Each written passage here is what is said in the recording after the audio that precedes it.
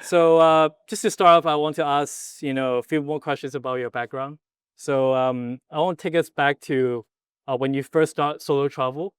So how did your first solo travel trip to Romania at 19 inspire travel to transform and your mission to foster global transformation? Yeah, it's a loaded question already. Okay, Bit of my personal transformation journey as well, or right, even give some context to our audience as well. I grew up, born and raised in Hong Kong, in this beautiful space, similar to you. right, Growing up here, calling this our home, right? right. But the funny thing is, when I grew up in this concrete jungle, right, what I really felt throughout my childhood is actually I felt like I was a racehorse, living in Mm, this 24/7 non-stop competitive environment, financially driven, commercially oriented place.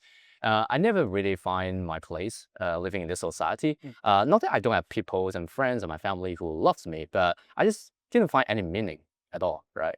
So that was the reason why I finally, at the 19 years of my life, when I was 19 years old, I finally only left with two decisions. It's like either I end my own life because I felt so depressed and didn't find any meaning at all, mhm, and seeing the only way that people told me is to climb the ladder, right, to earn mhm, more money, mhm, right, to get a better job, to get a better certificate, get a car, get a better car, mhm, get a bigger house, right? mm, So where does it end? So where is the meaning of life behind that?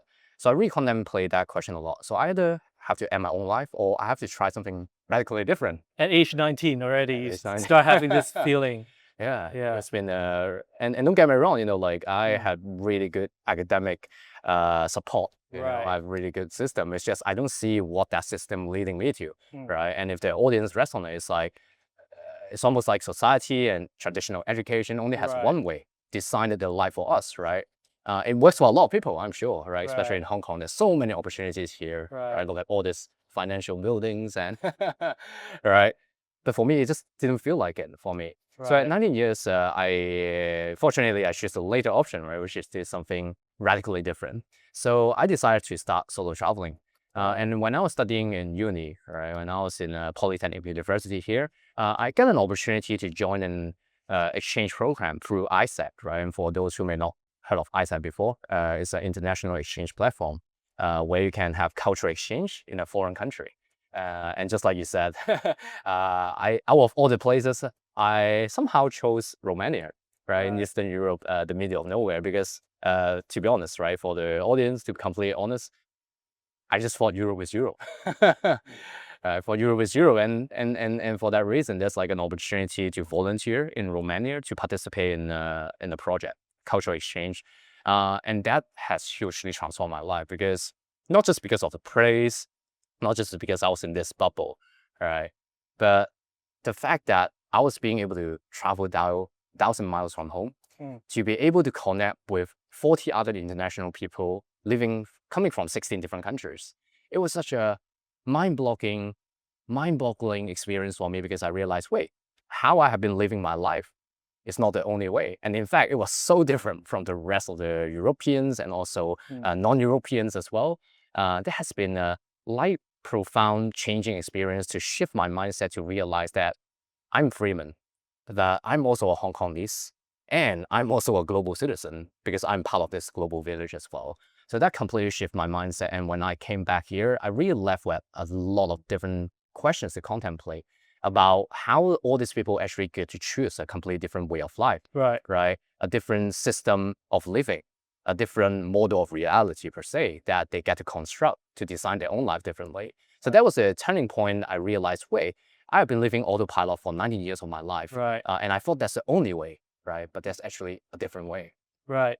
I'm sure for a lot of people who are stuck in like the Hong Kong bubble, they also find like the life like quite routine as well. But then to hear from you firsthand that like at the age of 19, you had this extreme thought of like wanting to either end your life or pursue something different. It's actually quite interesting and also surprising to hear that.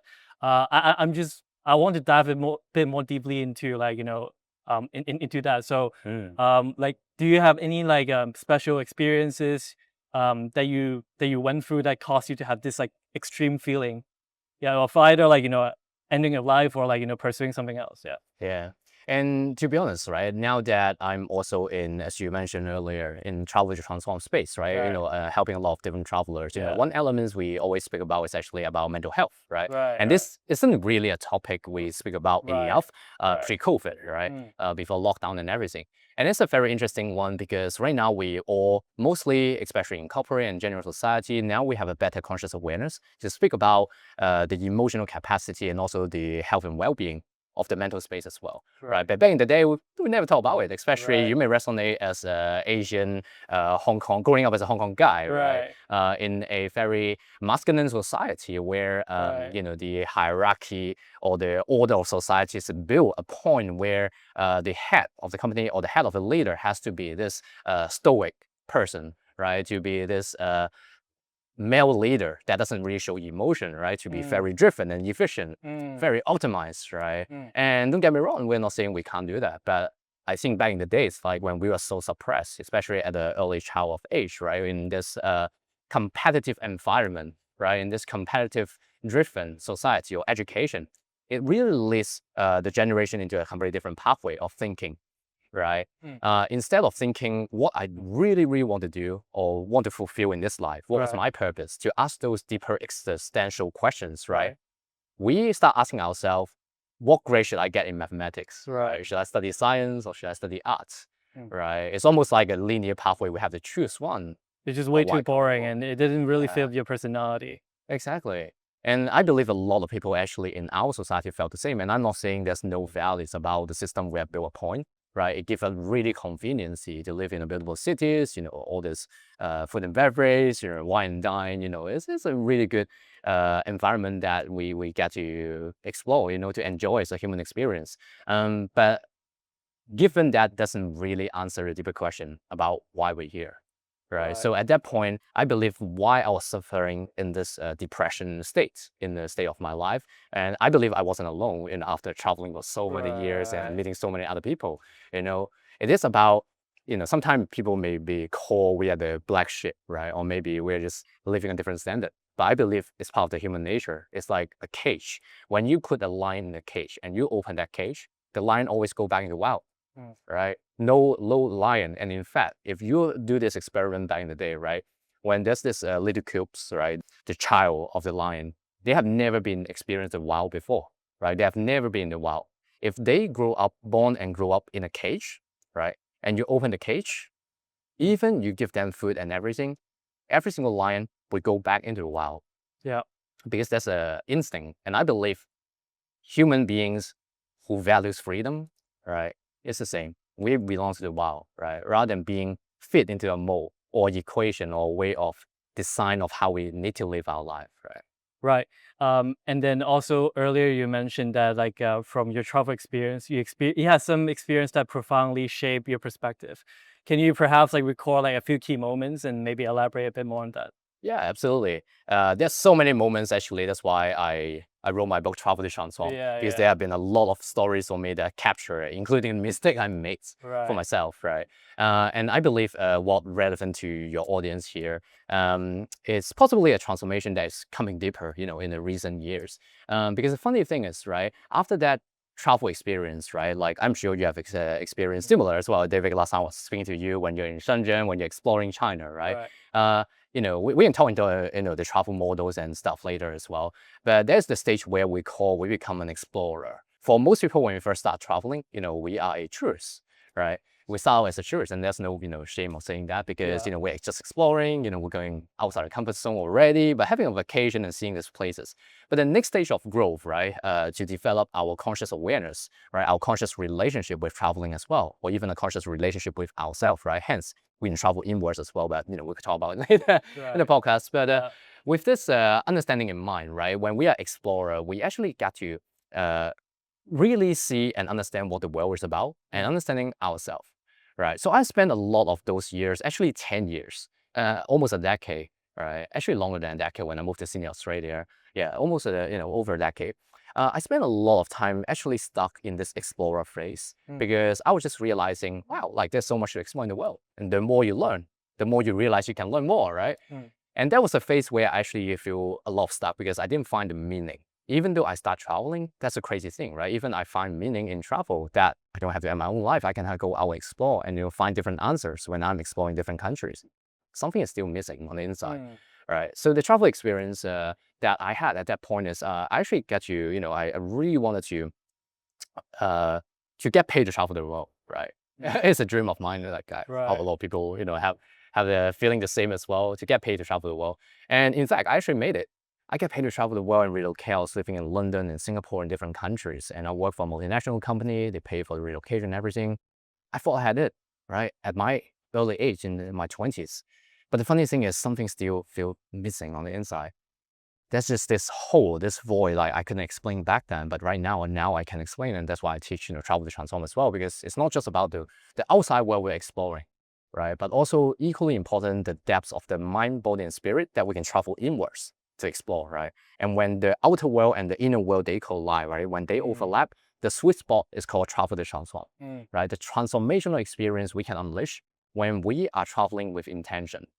Right. With my experience, how I actually come into conclusion of that is actually coming from more a recent experience. So when I moved from Singapore to Sydney, right, the story, a bit of more context for that for the audience, but it really holds dear to my heart because it was such a journey which I wish, especially the listener, yourself, and any other travelers I met would actually be able to learn the lesson without going through this 10 years of pain that I experienced myself.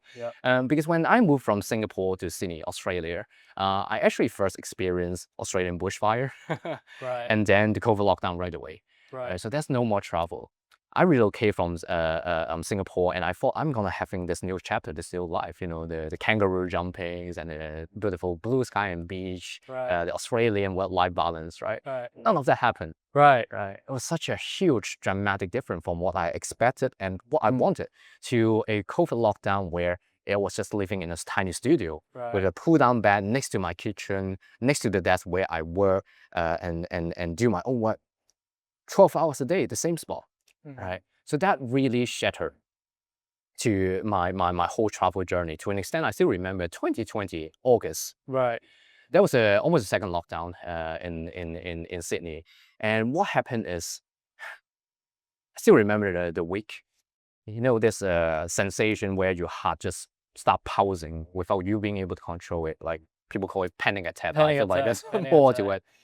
Because in the same week, I remember when I was in the stock market, I lost most of my saving from the stock market in a week, And emotionally, I was actually still attaching to a British lady I was dating back in Hong Kong. Back then, it was over. And my mind was shattered because I was chronically fatigued. So I was identified at that time with chronic fatigue syndrome as well. And if you ask the Western doctor, there's no way of treatment, It's just a good luck, And I was just 20-something. And I was so tired, I can't even drag myself out of bed, other than working on my laptop. And I was having severe insomnia as well every night. So even though I could sleep, here's the crazy thing, even though I could sleep, I would have severe bad nightmares, So how long was that period? That was like a whole year period. It was whole year? Yeah, it was almost like a torture. And, every night I tried to sleep, I couldn't. And if I could, there's a bad nightmare. And I wake up, and I don't even know whether I'm going to have my job and being able to stay in Australia or not. I was working in the tourism industry, My emotional health, my relationship, my finance, like everything went down to the rock bottom, literally down the drain. So there was a time I finally realized I do have responsibility for my life, And there was a time where I finally got the chance to travel inwards. And as you mentioned, I'm a certified Mind Valley coach, I'm a certified Mind Valley life coach and a hypnotherapist now. But that didn't come from like, I have this calling to do it. I actually went through a personal transformation through this Mind Valley platform. For the viewers, if you may not know, it's the world's biggest personal growth platform.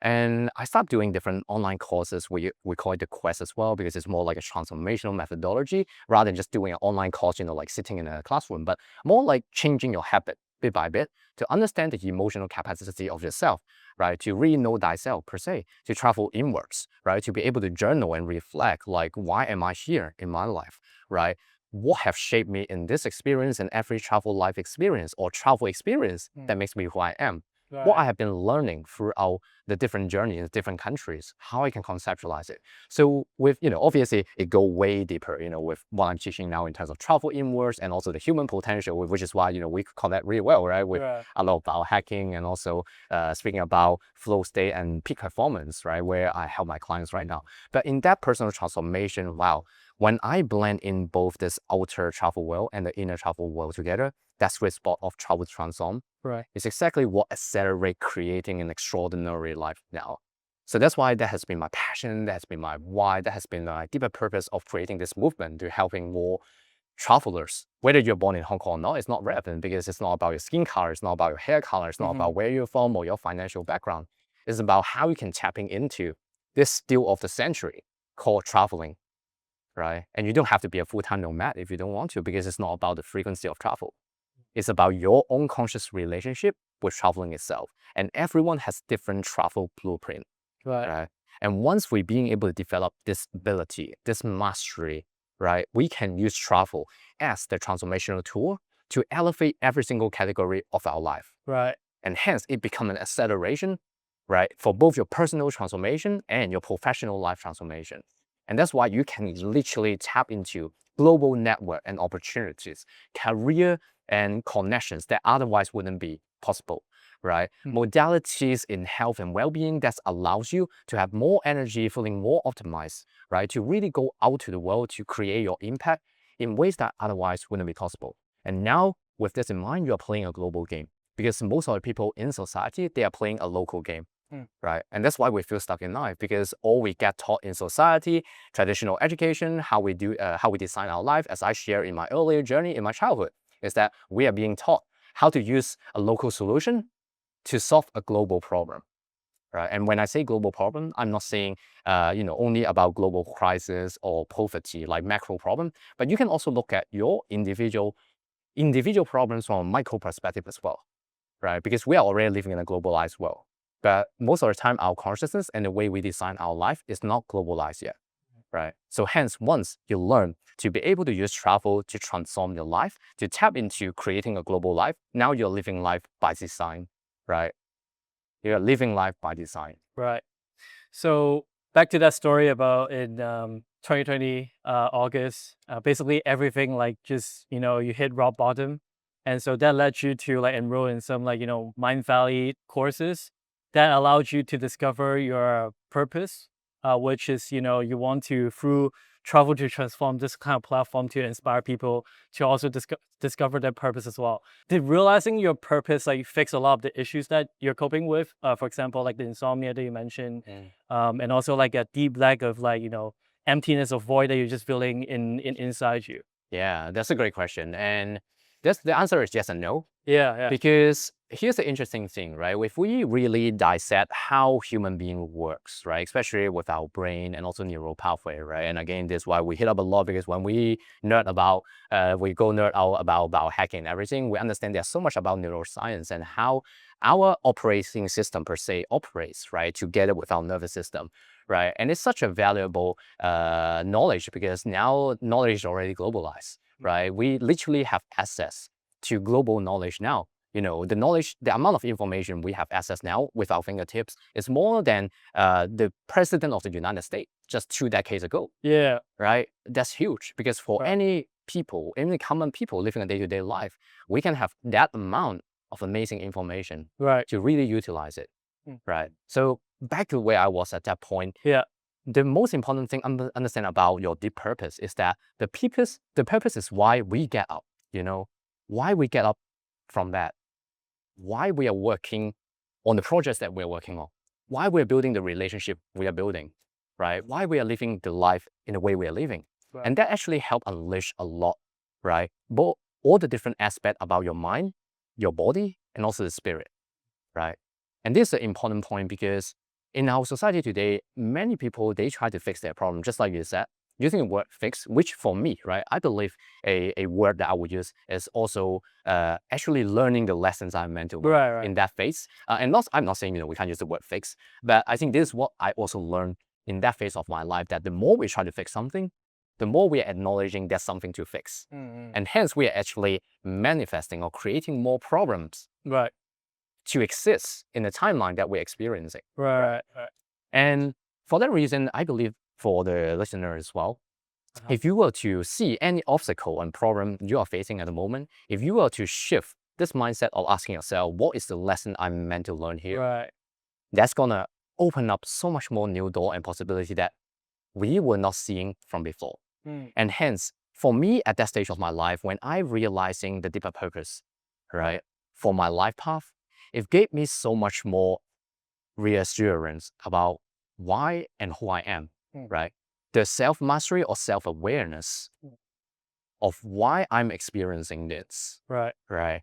And also the fact that we are not solo being, because I have been solo traveling for over 10 years and trying to search for meaning, and the meaning has never been on the outside. Yeah. The meaning is always on It's the all inside. internal. It's internal, exactly. And that internal search of being able to finding this meaning, and there's this amazing book by The Man's Search for Meaning. I don't know if you have I read by that. Victor Frank. Victor Frank. Victor Frank. Man's Search for Meaning, the guy who survived concentration camp. Yes. And being able to share his story with the rest of the world. Right? Powerful story like that. It actually makes a huge shift in how we experience our own experience. Because we realize we are part of the collective of this global village.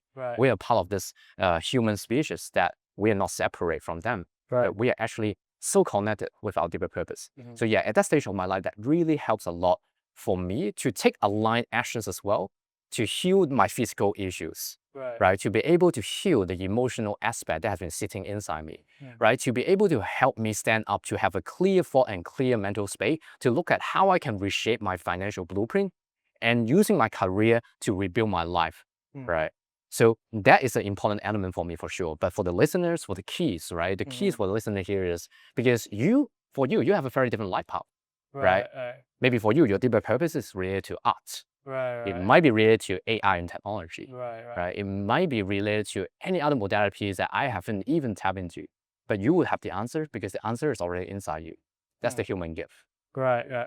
Yeah, I was just gonna ask you the question about beyond travel, like how did reading basically help you to cultivate that globalized perspective? And you mentioned like the book, like The Man's Search for Meaning by Viktor Frankl, and I think that's a good example. Yeah, it's like I mean, for a person to have that, to cultivate that resilience to survive, like even when they hit rock bottom, when it seems like like the future is very bleak, it's like you need to have discover some sort of purpose, and that purpose, as you mentioned, like it varies like from person to person, right? Because everyone has their own story, but then like what doesn't change is the fact that every single human being, they all have like their dreams, insecurities, fears, and they all like encounter issues that basically like puzzle them, but they have to like make that leap and overcome them, right? And rather than seeing like certain obstacle or setback as some sort of like like a mental hurdle, like just see it as like a way to like for you to open up new doors. And every time when you prevail a challenge, like you level up and you evolve. And I think like shifting that perspective like is really key, I think. Yeah, absolutely. I can give you another powerful example from my client as well, right? Because now as a mindset coach, I'm very fortunate to actually coach some of the highest performers in the world. One of my client, Ellie Pepper, she is a mountaineer, right? Professional mountaineer. And she is actually breaking the world record as the first Australian woman climbing all the highest mountain, the 14 highest mountain in the world, right? And you can imagine that mental bandwidth requires when you're on that high altitude. Right. And it's so funny I can share this coaching experience with you as well, which is quite refreshing for me because for those of you if you have never, experienced a mindset coach before, right?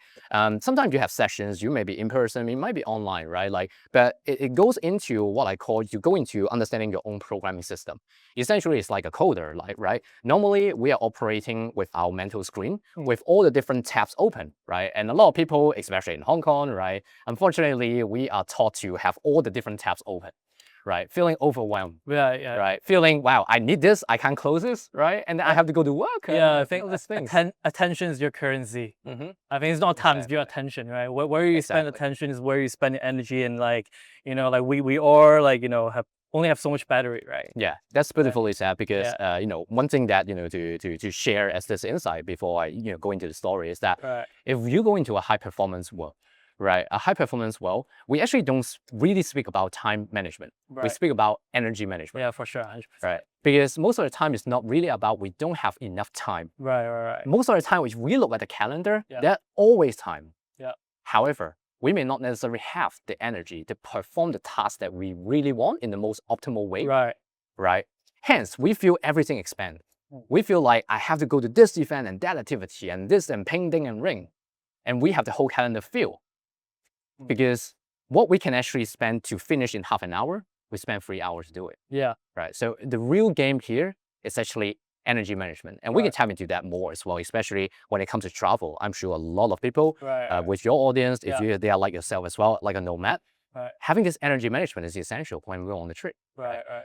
But back to the story about the coaching experience with how Ali actually break through this amazing mental challenge or even physical challenge, as I say, is that there was this one time, right, when she was on this mountain called K2.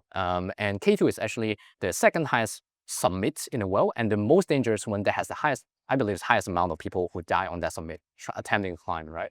And it was very funny because she was in the base camp, right? And in the base camp, and she was having this satellite phone, and that's really how we communicate because that's a satellite phone. There's a certain amount of character, English alphabet, and no emoji, just alphabet, and there's a certain amount, and then it goes around the world to the satellite, and then comes to my phone in Australia. That's how we communicate, and it's quite a refreshing, experience for me as a coach as well, to be able to coach that. But I still remember she sent me this message on this snowy mountain.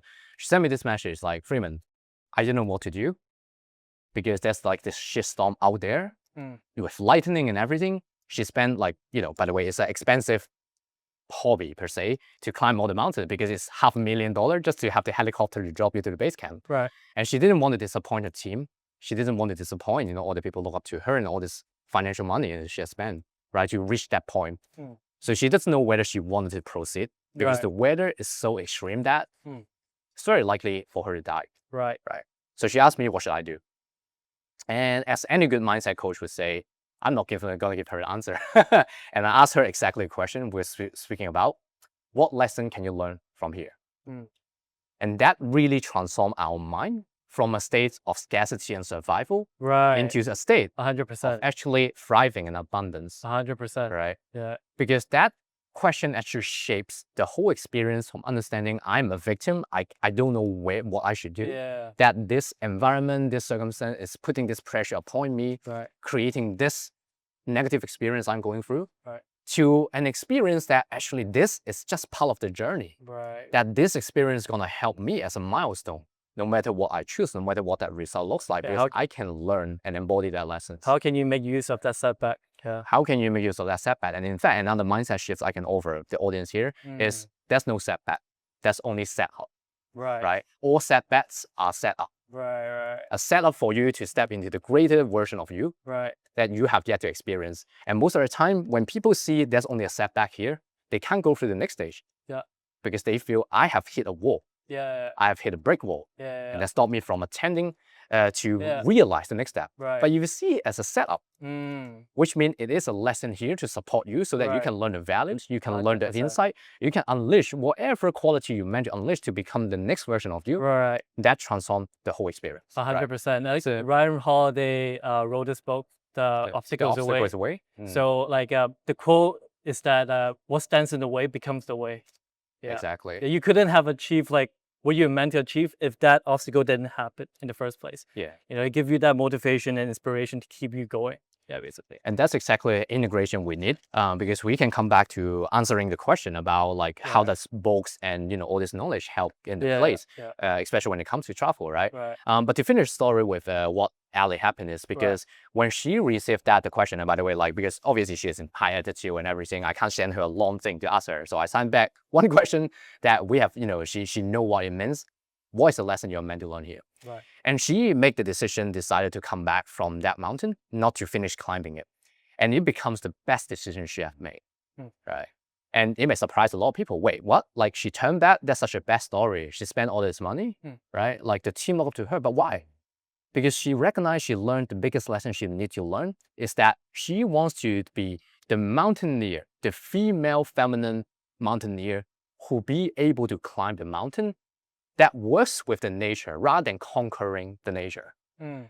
Because if you look at a lot of different documentary and a lot of alpha male, who climb Mount Everest and all this, the documentary always portray them to be the strongest guy in the world in their prime age, right? I'm the guy who being able to achieve this. But she doesn't want to do that. Right. In fact, she wants to show people the feminine way that you can acknowledge the nature to work in harmony together. Right. Right? To be able to actually understand the signal from the nature and say, it's not today.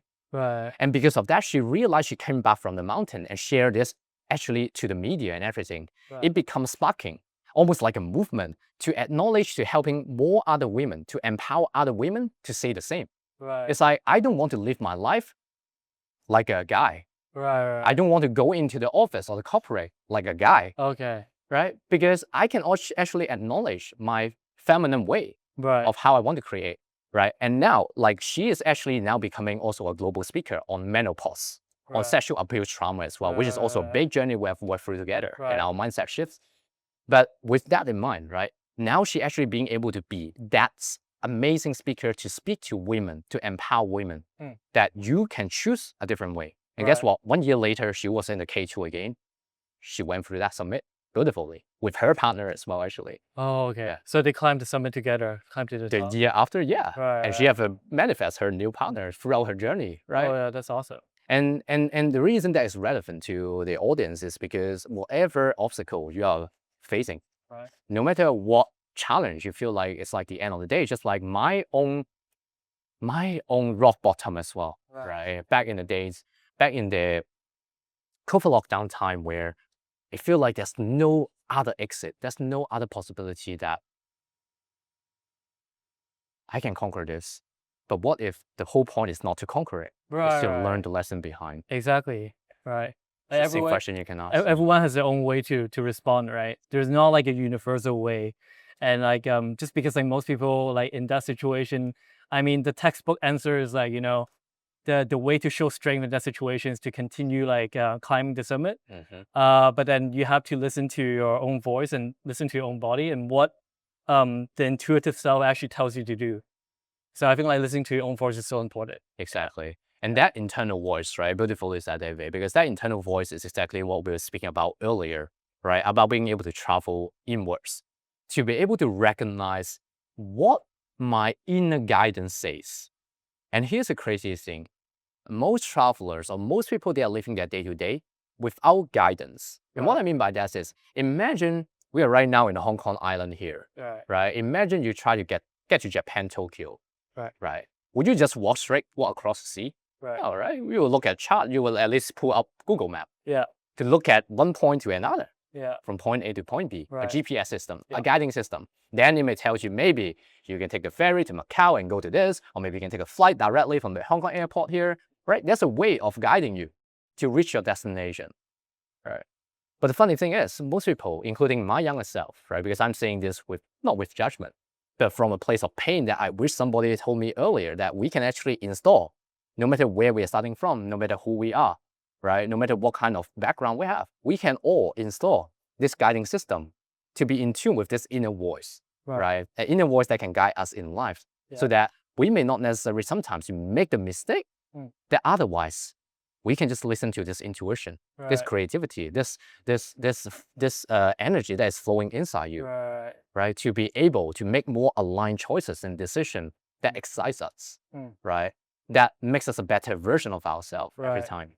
What are some guiding principles or cues that will make it easier for you to find that inner voice then? Is it by cutting off all the toxic negative people, or like, I don't know, like just like reading or like sleeping well and all that, practice meditation or and that's an amazing question. But the funny thing is there's no easy way to answer that. But let's dissect that, right?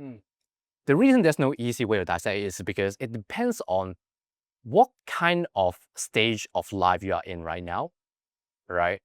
Because at every different stages of life, we have a different consciousness development per se, which means we have a different level of conscious awareness that we have developed through this journey of self-mastery to know thyself, right? Hence, the tools that we want to use at different level would be different. Right. So here's the reason why I don't want to answer this question in a very simplistic way is because It's very common in this Yeah. personal growth world. Yeah. You know, right? With all the different personal growth teacher, they would say, this is the one thing you do, you can change your life. Yeah. Which is true to a certain extent, to a certain amount of people, because they might be experiencing exactly that level of conscious development where they want to use that particular tool to help in their life.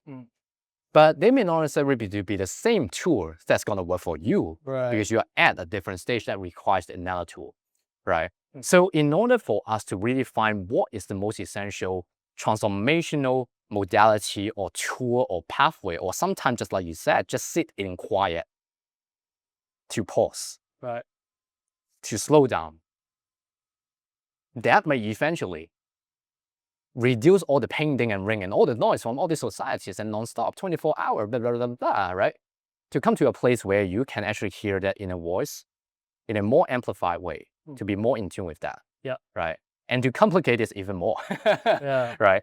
This inner voice, there's also so many different parts you can dissect. We have spoke about earlier, the mind, body, and spirit component, right? Which is the most simplistic way that we can look at a person.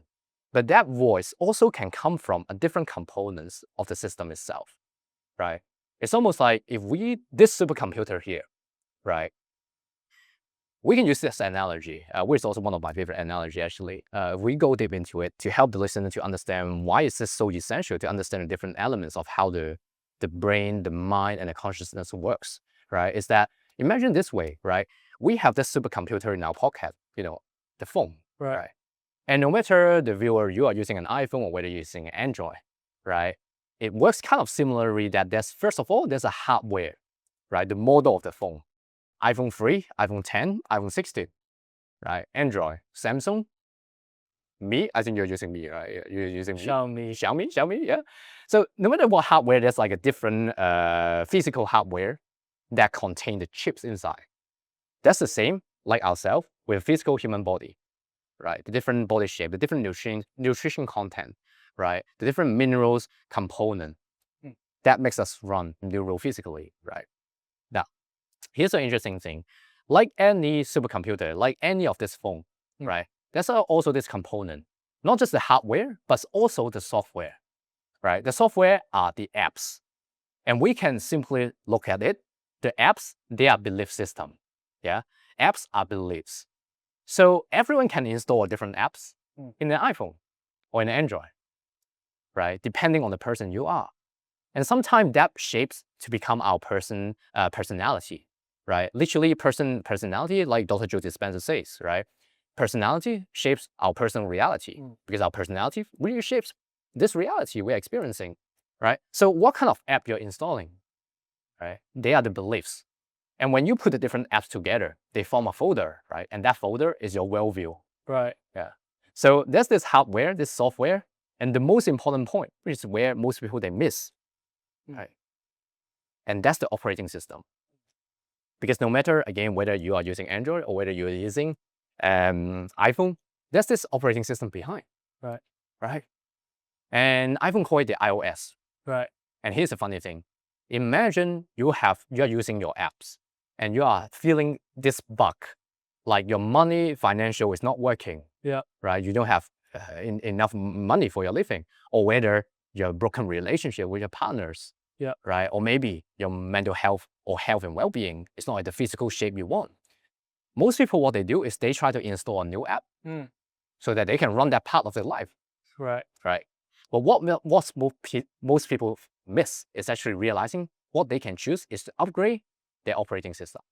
Imagine you upgrade from iOS 1, where all the apps are lagging, to actually iOS, I don't know what version we are now, 18 at the moment we are recording this, iOS 18.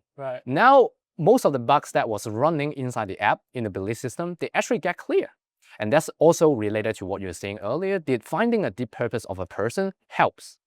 Sometimes it does, because the purpose is also part of the operating system of why we're here. So when we upgrade the system, the whole system get upgraded. And that's why the mind, body, spirit component is so essential as well, because we understand that.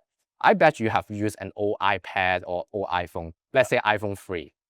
You can't run the new operating system right now, iOS 18, right? It will say your version of iPhone is not compatible, right? And that's why the physical body here is so essential as well, to keep on upgrading, putting in the right nutrients, especially when we're traveling, the right quality of water, right? The sleep recovery, which is also, you know, a big thing about sleep oasis as well, right? The other business you have.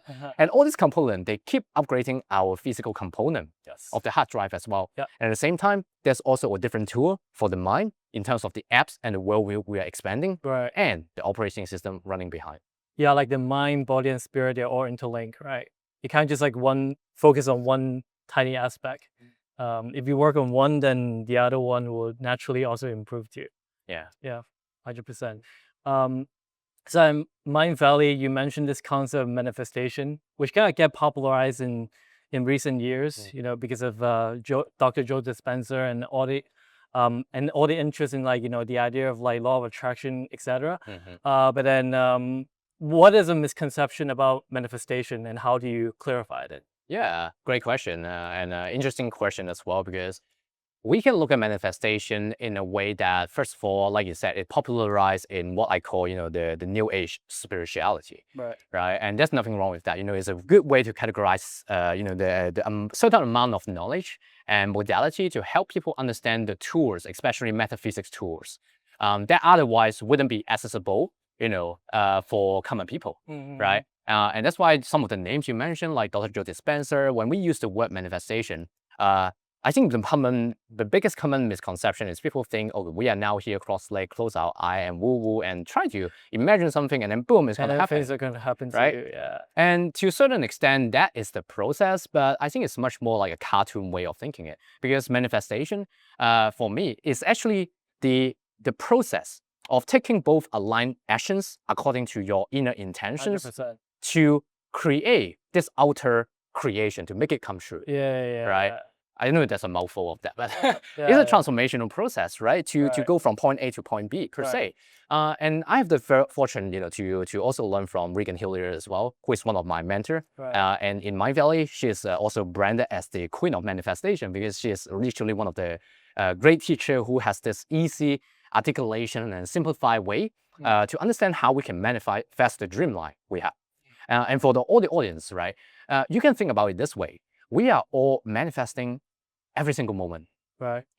Like the reality we are experiencing. Yeah. Even if you are not intentionally like manifesting, you are actually manifesting because it derived from your intention and the thoughts that you have like every day, right? What you're thinking about, what you're dwelling on, like where you spend your attention. Exactly. And that's a key word you just mentioned about the subconscious mind as well, right? Yeah. The subconscious process. Yeah. And this is where manifestation comes in really, really powerful, because once you get to understand what are the subconscious thoughts running behind, using that metaphor again regarding operating system, it's almost like what are the deepest programming running, right? Inside here. Because most of the time when we are thinking about something, that's only the conscious part. We are placing conscious awareness into the things that we are putting attention to. Right? But that doesn't equivalent to all the different layers of subconscious programming and beliefs and statements that is driving my day-to-day and moment-to-moment decision. Right? And that's why part of the big manifestation process, if you really want to create something that is not right now happening in your own life, in your field of environment, in order for that to happen, most of the time, it's not to go out there, right? It's actually go inwards first. Internal. To go internal to understand why I really want this. May that be the dream job, the car, the perfect partner, right? That you really want to build for yourself, right? Why am I wanting this? And once you're able to answer the question of why, it becomes natural to that manifestation process of the what and the how to come through. Right. Start why. Exactly. That's a process of bringing your creation to come true into this three-dimensional world. Because if you think about it this way, our thoughts, consciousness, and creativity, everything comes from the 5 dimension. And what I mean by 5 dimension is the place where we have thoughts. It's the place where we understand there are thoughts and creations that has not yet happened or to be realized here, right? And every single invention in the world, including this dark blue shirt you're wearing, or the white one I am, right? Or this place that we're sitting here with the glasses right here. First, it comes from a human thought. Somebody have the thought about, I have to install this glass barrier here somebody thought I have to invent that giant building in Tsim Sha Tsui at the back here. It's not green screen, by the way, to all the audience. We're actually shooting an outdoor. But somebody have to have this thought to think about it in order to make it happen. So you can think about it this way. Manifestation process is as simple as that.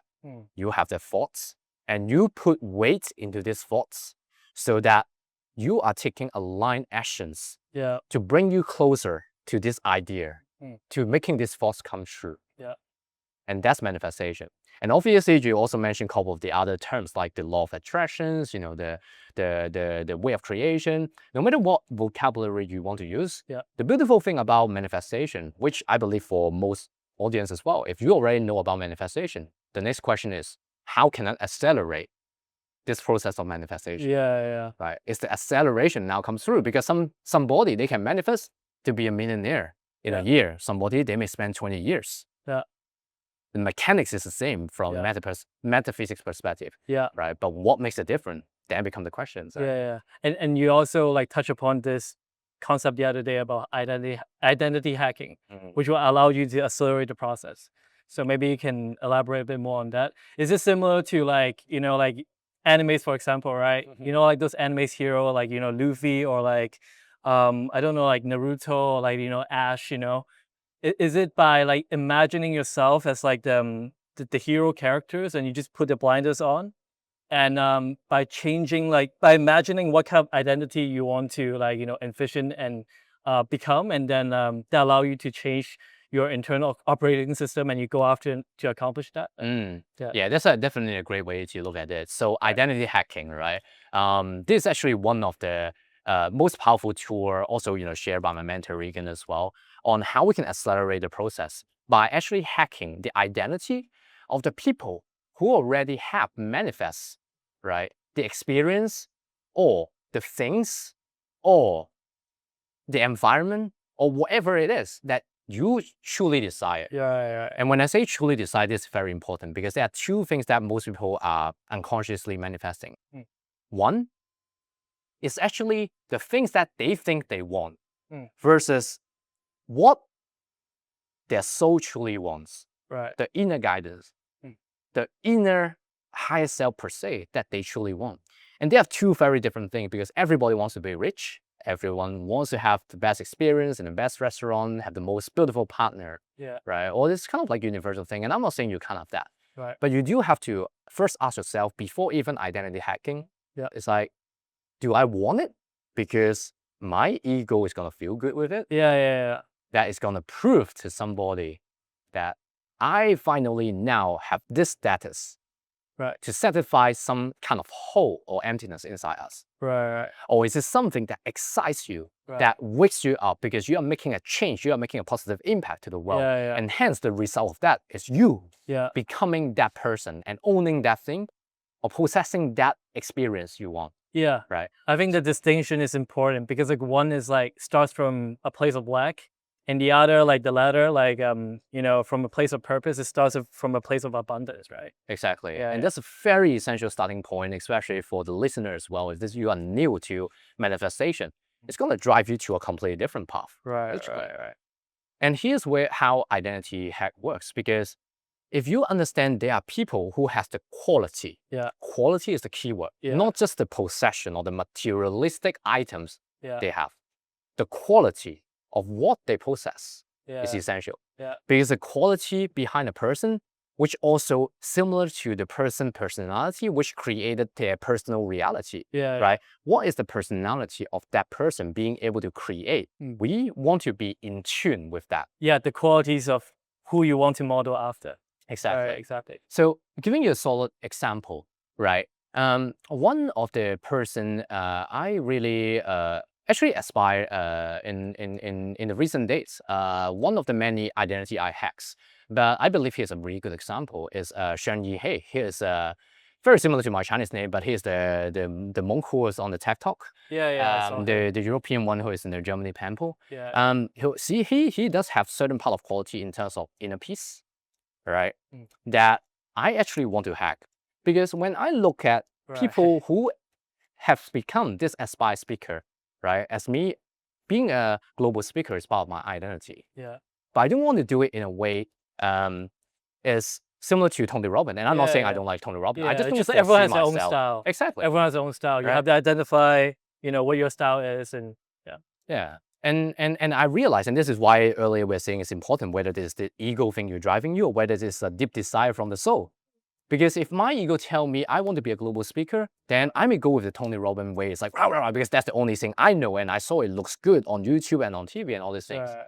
But if I don't resonate with that, I want to be that kind of speaker, making that same amount of impact, but then you won't be having the inner motivated. peace. You won't be motivated if you try the Tony Robbins way, because it doesn't, actually align with your style, right? Exactly. And don't get me wrong, I use a lot of the Tony Robbins tours as well when I'm on stage, right? Some of the speech map and the things, like speaking tour. But the energy I really want to hack that I recognize after I watched the TED Talk is actually with this amazing monk, right? The inner peace that he was able to demonstrate. Yes. The pause that he can actually give to the audience in between the powerful speeches. Right.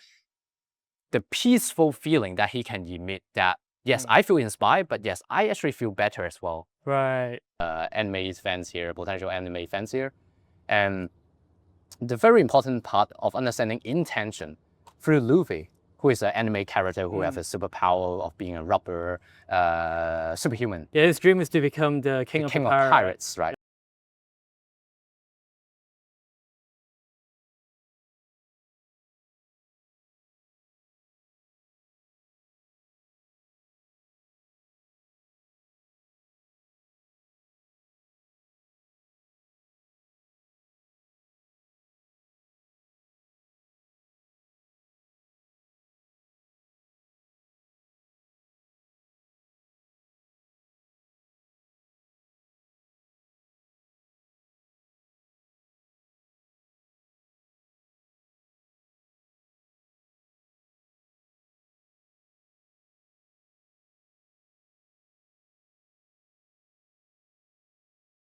In the battle, having this emotional trauma phase for him as well, right? In order to become the version he meant to be, and that is literally following your inner intention as well. Yeah, well said.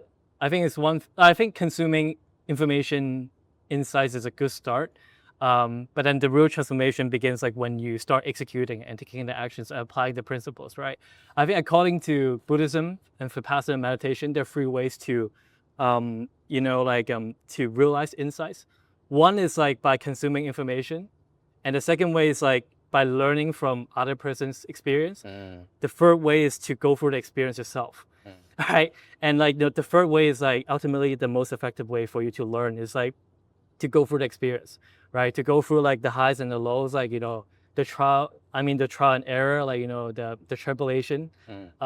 Going through the experience will like allow you to grow the most eventually. Yeah. And that's why in my life where travel is transformed, right, it plays such a essential part that I encourage people to really experience the world in your first-hand experience.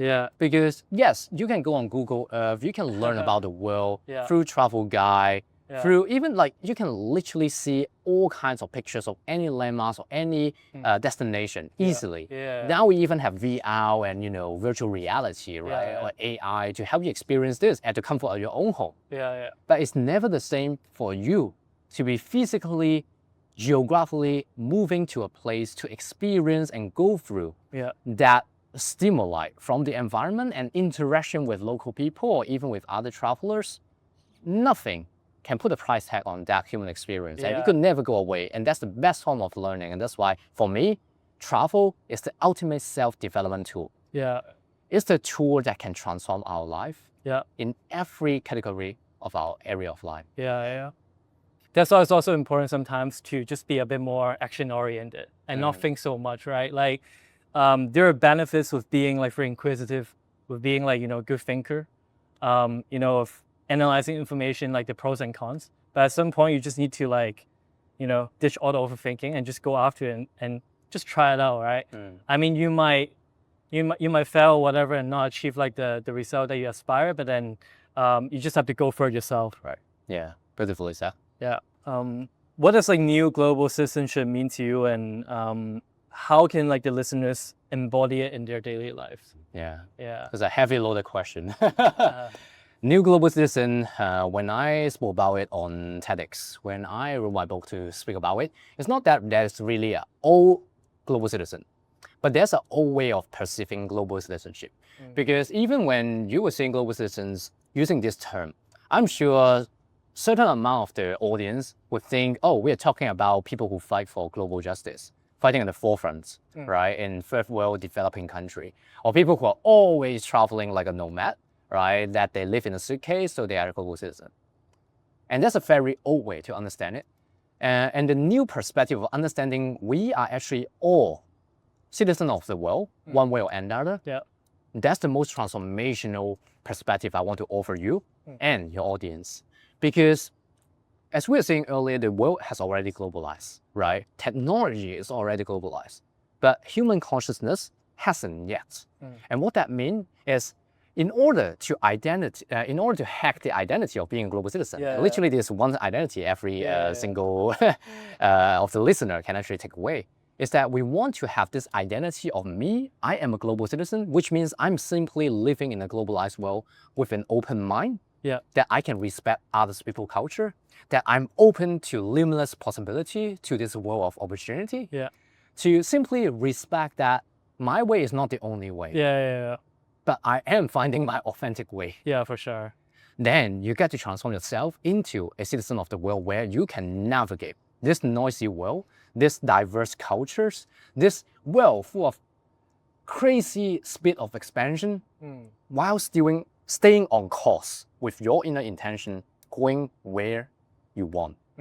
And that's why being a new global citizen means we are a conscious global citizen, that we have this conscious awareness, living a global extraordinary life, no matter where we are starting at, no matter where we are from, but following the footstep of this inner guidance to get to where we want. And that's the power of really shifting this identity that I'm not just a local citizen, that I have to live my life in the same place for the same company, doing the same thing over again, but I can be a multi-passionate to make the world my playground. Exactly. Right. And I think like the best way to go about achieving that is to just live life and go for the experience, right? Travel, read, and also like just like, you know, try out different things and to see like what suits you and what doesn't suit you. I think that's the only way of going about it, right? Exactly. Yeah. Awesome. Yeah, I think Awesome, it's a David. good way to end there. Like it was great talking to you and having this conversation. Yeah. Amazing. Thank you for having me, David. Yeah. Thank you. Awesome. Awesome, brother. All right. Awesome, Thank you. brother.